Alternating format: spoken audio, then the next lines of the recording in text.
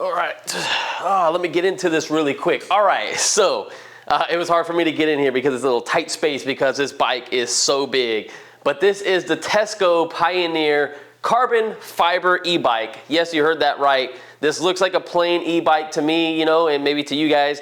No, this thing is carbon fiber all in the frame. This bike is absolutely pretty light for what it is. This is 63 pounds, and you might think that's still heavy for an electric bike. For something like this though, no. This has big fat tires on it. It's a huge mountain bike. It sits very high, has very good components on it. You guys are gonna be absolutely impressed with it. It has the same amount of power as the C3 Strom and the Rev 1 over here, and it's pretty much the same size as the Aerial Rider Kepler without having the big rack in the back that kind of sticks out a little bit farther. But it is a pretty massive bike. I'm very excited. Let's bring you in here with a camera. Let's check it out right away so we can hurry up and get on the ride and go review it. All right, so let's start off from the back right here. And if it's not coming over camera on how big these tires are, let me put my hand next to it so you guys can get an idea.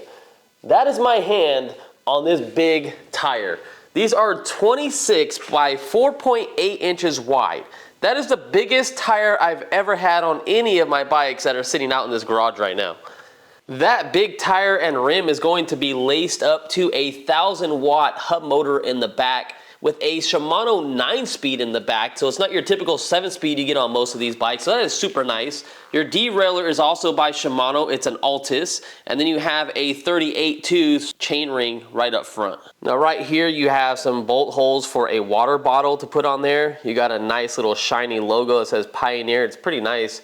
And then up here, it's very easy to adjust this. You just have to loosen and tighten this. The only bad thing about this is as low as the seat goes.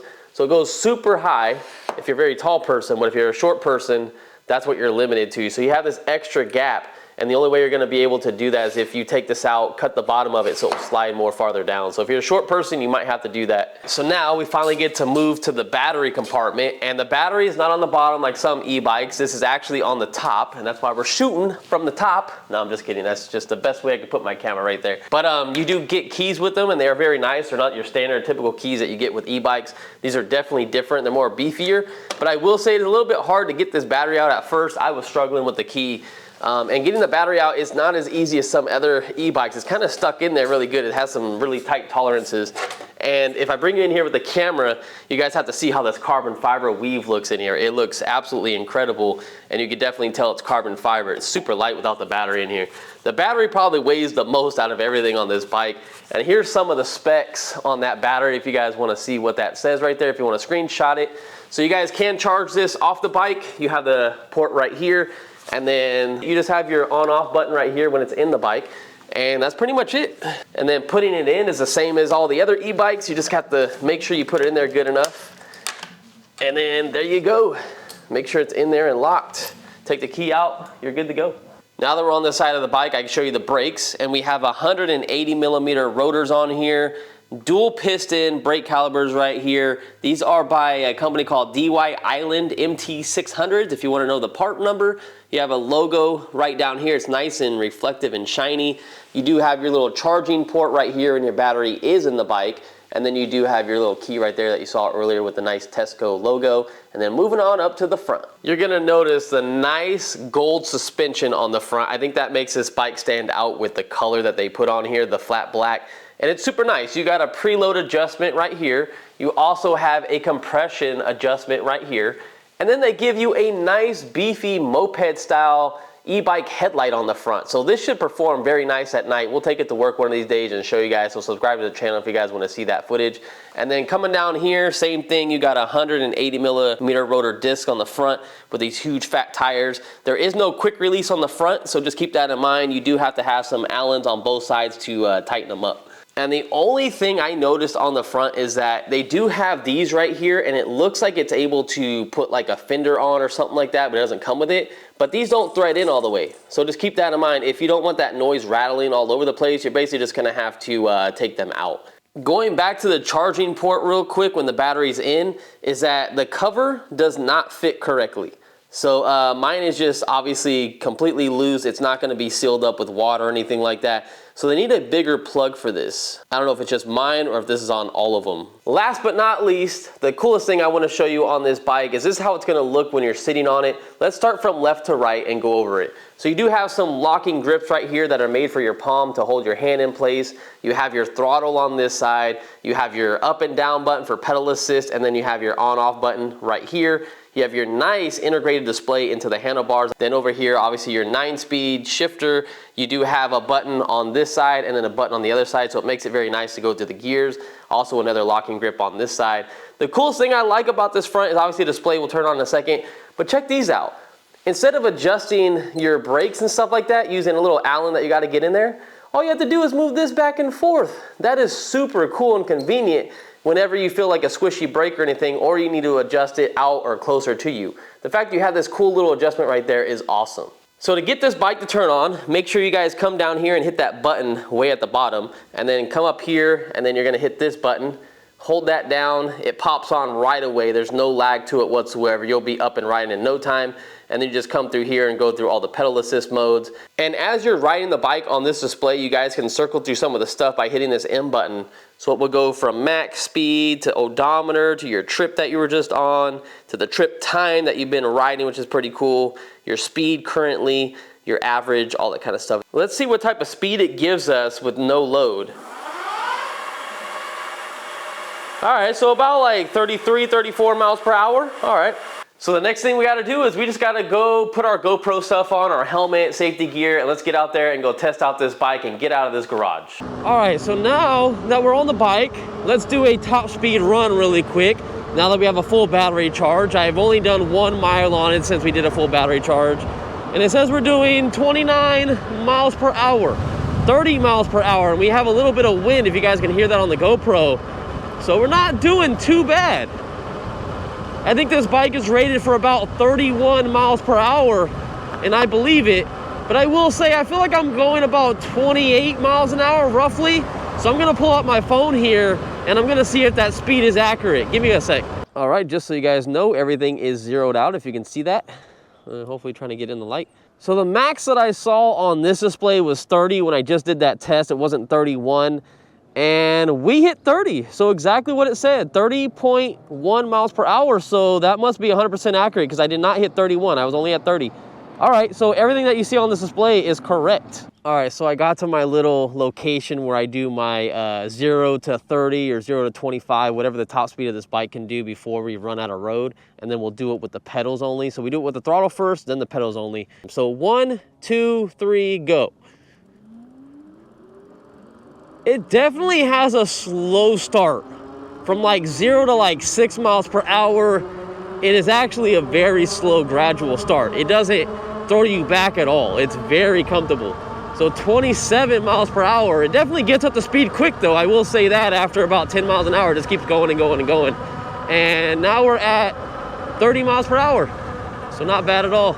All right, so now we're gonna do this test using the gears as well, because we are on gear number 1, so we're gonna have to go through them as we pedal, getting up to top speed. And I'm just curious to see how it's gonna feel with the pedals only. So 1, 2, 3, let's go.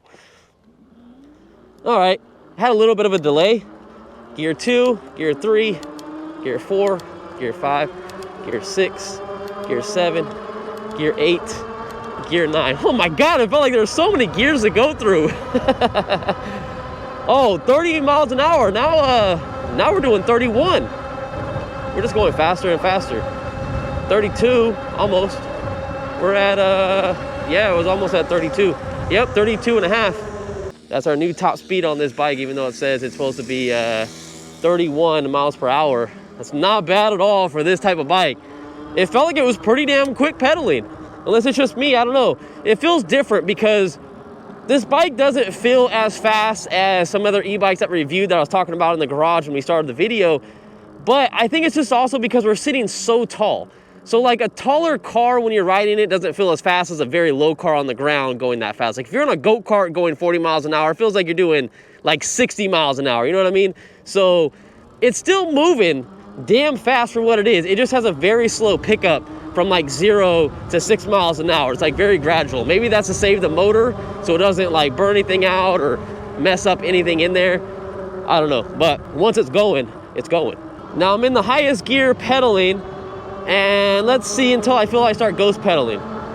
Right around 25 miles per hour, that's when I'm ghost pedaling. So it feels nice and firm up until about 25 to have a little bit of resistance in the pedals. After that, you're completely just moving your feet freely and you're not really doing anything. You're basically just moving it enough just to get the motor engaged. All right, so we're at our everyday spot that we come on these e-bike reviews with the trash, and it just keeps piling up. It just gets worse and worse every time we're here. But we got to show you how the bike looks in the sun, because we always do the videos in the garage when we start off, and you definitely have to see how gorgeous this bike is out here. The only cons I would say so far is that there's obviously no fender, so I'm about to take it off road. I'm very worried about stuff splashing on me and stuff like that. It's been raining the last couple of days. It just rained yesterday, actually. The ghost pedaling, not that big of a deal, but if you are someone that wants to pedal at like 30 miles an hour, this probably won't be the bike for you. You could change the chain ring in the front and then get a bigger chain to make up for the slack and stuff, because that's only a 38.2, so you can definitely go bigger on that chain ring right there. And I do like that it has a water bottle holder right there. Other than that, I really can't find too many big complaints with this. I guess one big complaint is the fact that, and we'll talk about it later, if you guys can see this, so the motor wire is right down there and it goes into the frame. It looks super cool because you don't see any wires, and I'm pretty sure all the wires are like bundled up in here. The bad thing about that, if you get a flat on this, how are you going to change out the rear tires super fast? You're not going to be able to. So without a quick disconnect on the rear motor, that's a huge downside to this bike, because then you're going to be disassembling the center section, and I don't even know how you get into that center section. So something to keep in mind. This is going to be prone to getting flats more easier because this isn't a skinny tire. This is a big fat tire, so it's covering a lot more road. So you're more likely to pick up stuff on the road than you would a skinny tire. So it's just something to keep in mind. And also, you might want to adjust the kickstand, because if you look at this bike, I'm looking straight at it. It is slanted so much to this side. I had to prop it up with something just because it doesn't stay that well up here. I think it should be like kind of like this. So you might have to get the screw in the back, adjust the kickstand, which is super easy to do, and then you should be good to go. If you do have it on an incline like your driveway, and it's leaned this way and your driveway is slanted this way, then you should be perfectly fine. I would leave it. But if you're always going to have it on a flat surface and lean it over, it just leans ever so slightly too far, and then the front tire always wants to turn to the side. So I don't know, it's up to you what you want to do, but at least you have that adjustment back there to do it. Some other things that we didn't talk about in the garage was that you do have a dedicated light right here. So you have a light button and it turns on. It looks very nice. So on and off, it's just one beam. It's like a little ring on the outside and then a beam in the middle. Kind of looks like a car projector headlight. And then you have your horn right here. Let's see how this sounds. All right, so it's like your typical e-bikes that are coming out in 2023 where the horn is integrated into the front headlight. It's okay, it's better than a bell, but I would like to see actual horns on this thing, but it is what it is. All right, so now is the time to get this bike completely dirty. Now, I will say this is probably the cleanest bike that I've ever got sent to me. The way it was packaged, I'll put it on the screen right now so you guys can check it out. It was absolutely covered in stuff. It was actually a mess, and it filled up my whole trash can. So that's a whole week of trash right there in the trash can. But I will say I was very impressed on how this bike came. I didn't have a single scratch on this bike at all. It was very impressive. I feel like most bike companies should start packing them like that, because I never worried once I opened it and saw how it was packed on having any type of damage on the bike, and there was none. But other than that, let's get this bike dirty, I guess. Oh, dang. I feel tall riding off-road right now. Holy crap. Now, I do have these tires aired up to the max. I think I'm like 1 PSI from the max. If I was gonna ride in this, I'd probably air them down ever so slightly. But it's handling it pretty good. Now, there is no rear suspension, so it's not the most comfortable, but the front suspension's doing its job. I know I've only been off-road for probably half a mile, but I'm probably gonna give this bike a score of like a, I don't know, it's gonna probably be around like a 7.5 out of 10. Cause it's not that comfortable, but I mean, it's definitely better than having no suspension at all on any of these bikes. Maybe like, let's say a 7 out of 10. Yeah, I would say a 7 out of 10. Oh! Oh, especially that right there. Yeah, let's go with a 7 out of 10 on that. Oh my God, that was bumpy as hell right there. All right, so in this area is where we do our brake test. But before I do the brake test, I want to show you guys how this bike feels to turn and how it is. And I will say, it is very like stiff. Don't expect to be taking turns very sharp. Now, you can turn as fast as you really want, but comfortably, it's not the best. These big tires have a lot of resistance when trying to turn. Just think about a big lifted truck with some big old fat off-road tires on it, and then you're turning. It's not gonna turn as good as like a low profile street tire. And that's exactly how it feels right here. So we'll do the brake test on the way back because I got a guy walking on the path, and so we'll come back and try it out. So we're at 27, 28, 29, and brakes. Whoa. Yes, that felt solid, especially for this size of a bike. Wow, that's actually pretty impressive. Damn, we didn't go very far at all. Man, I gotta do that again. That was actually, man, I need to get like a marker and start marking this with chalk on which bike is what. I don't know if it get washed out with the rain, but I feel like that was actually probably some of our best braking we've done on a bike. All right, 28 miles per hour. 1, 2, 3, go. Oh, yeah. Oh, yeah. That's good. That's good for this type of bike. And I slammed on them so good, but they still did not lock up. And I like that because when you lock up your brakes on a bike, the tires will literally, like when you slide them, you'll literally get rid of this whole section. You have a bald spot depending on how bad you slide them. So you don't really want to mess up these tires. These are probably very expensive for the size that they are. And I like the fact they didn't lock up. So that's pretty damn good, I would say. Now, talking about these tires really quick is that they're very loud. I can hear the motor. You guys can probably also hear that motor too, but I can definitely hear these tires as well. They sound like a truck on the freeway that has like off-road tires that we were just talking about earlier, that it just makes that loud noise as it's going down the freeway. These definitely make some noise from the tire. Now, the next thing I want to do is I want to see how fast the throttle reacts and how fast the pedals react. So we're in pedal assist 5, the highest one you can go up to. Let's just try the throttle really quick, then move to the pedals. So 1, 2, 3, go. Not bad. All right, 1, 2, 3, go. That feels like almost a full second, a delay. Yeah, I'd say it's about a second delay using the throttle. So let's try the pedals out now. All right, so yeah, it felt like a little bit, maybe a little bit longer. Let's try it again. 1, 2, 3. Okay, they're almost similar. I feel like the pedals are very slightly behind the throttle delay.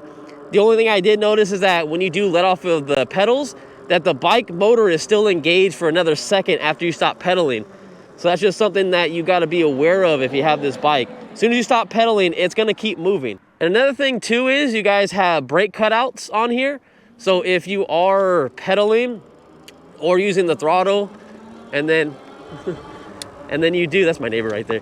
If you do hit the brake, so you guys can probably hear the motor right now, I'm holding the throttle and the brake and the bike's not moving. It literally completely cuts power. So that's a good safety thing for people out there just in case.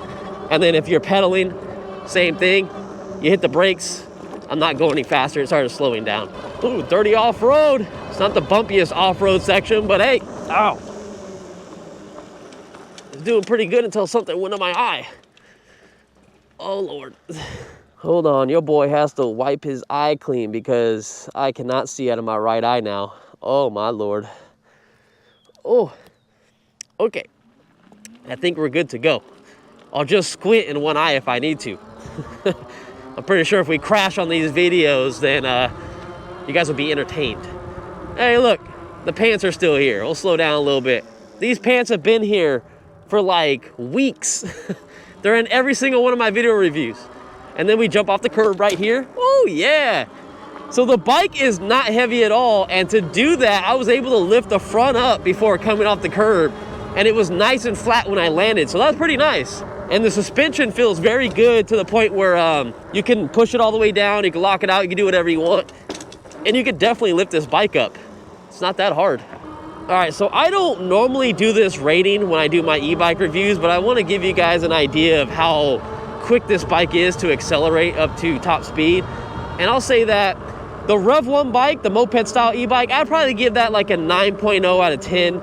This bike, I feel like I'd give it like a 7.5 out of 10. It doesn't feel like it picks up as fast, but it could just be because we're sitting higher off the ground. But it's not bad still. It's definitely still a good contender, especially if you like bigger bikes and you're not looking for a moped style e-bike. Because the moped style e-bikes don't really look like e-bikes.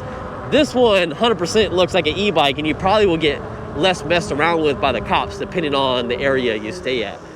Just keep in mind that most class 3 e-bikes are limited to 28 miles per hour in your area. That's pretty much the highest top speed you can go on any of these bikes. So just be safe. If you do go over that, it only really goes over by like 3 miles per hour extra.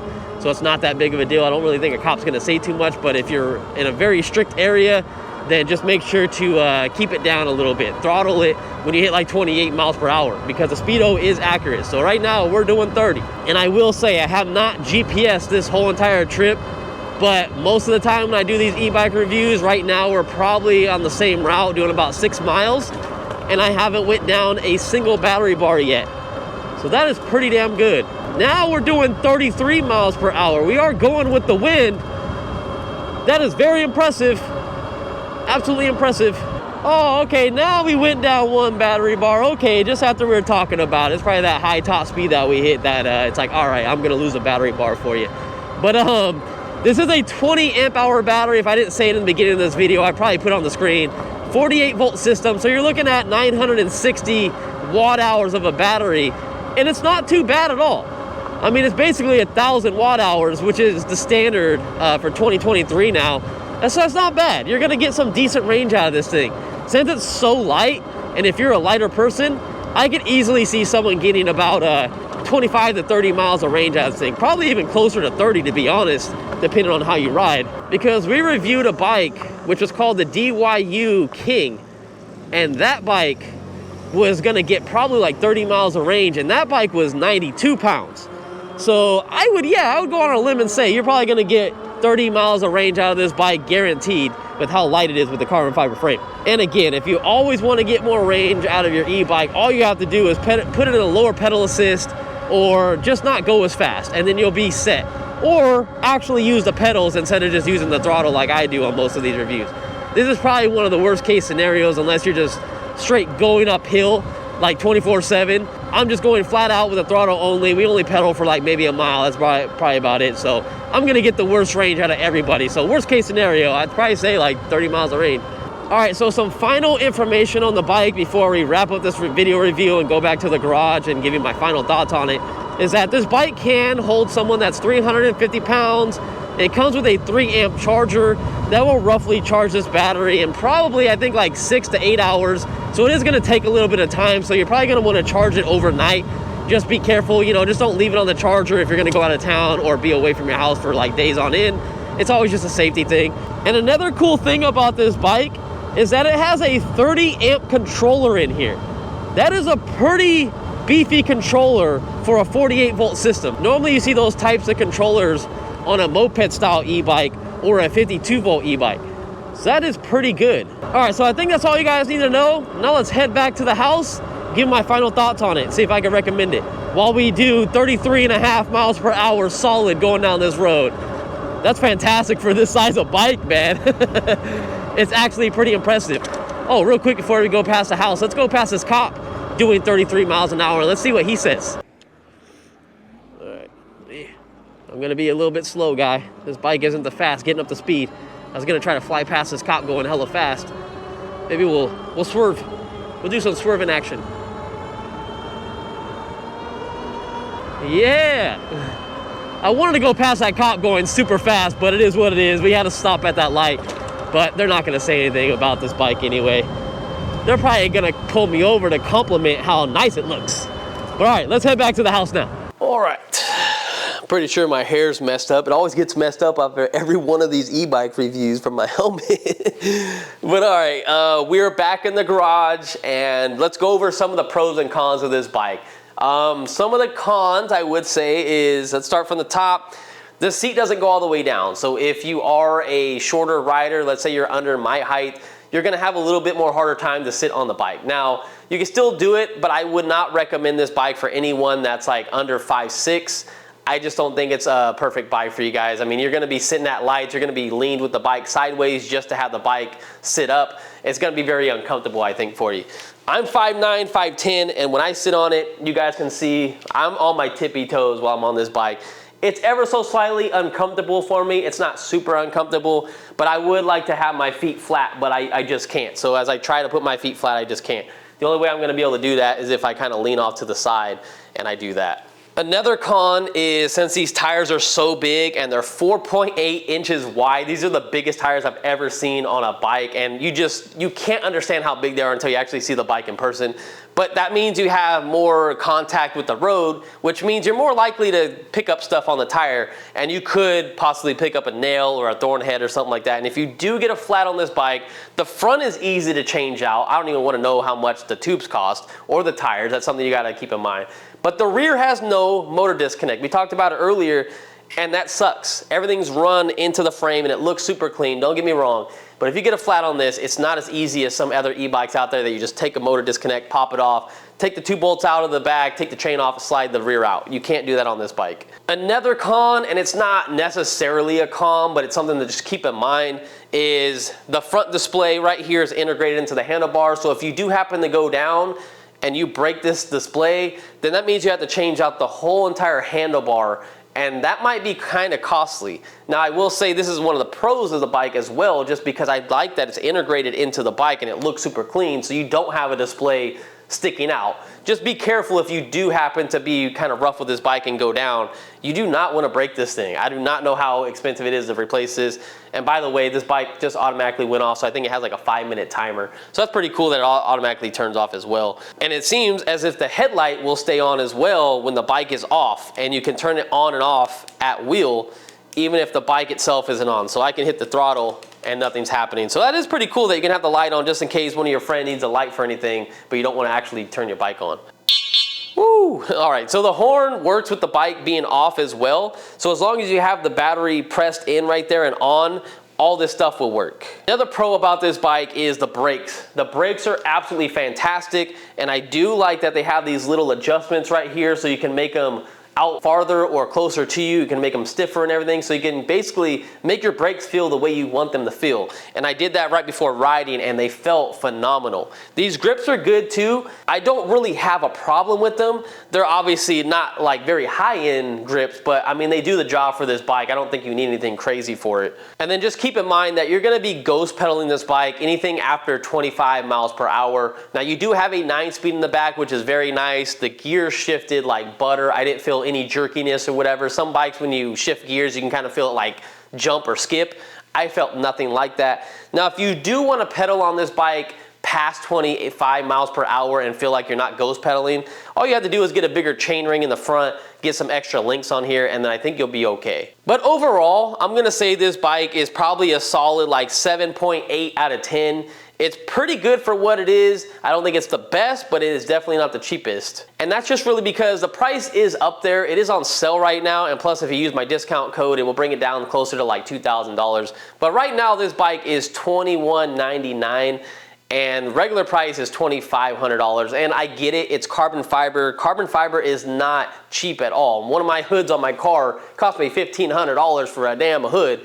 I can understand why this is expensive for what it is. I mean, you're saving a lot of weight by going carbon fiber, but that does up the price. So if you don't really care about weight or anything like that, you guys can definitely find more cheaper bikes out there on the market. So that's kind of why I'm giving it the score I'm giving it. Now, for whatever reason, if you guys do not like this design, because this is the step-through version, they have a high step that has like a bar right here. They're both the same price. It doesn't matter which one you buy. They're all $21.99. They also have 2 other bikes on their website, and they're carbon fiber as well. My coupon code works on all those bikes. It actually works for every single TESGO e-bike on their website. So you guys can go over there, check them out. Maybe there's a different bike you're looking from the company that you want to use. Go over there, show some love to the page. If you do not like their bikes, they do have a 14-day return policy, and I'll leave you guys at that. So have fun on your e-bikes, be safe out there. You guys are the true MVPs for sticking around to the end of the video. See you guys in the next one. Later.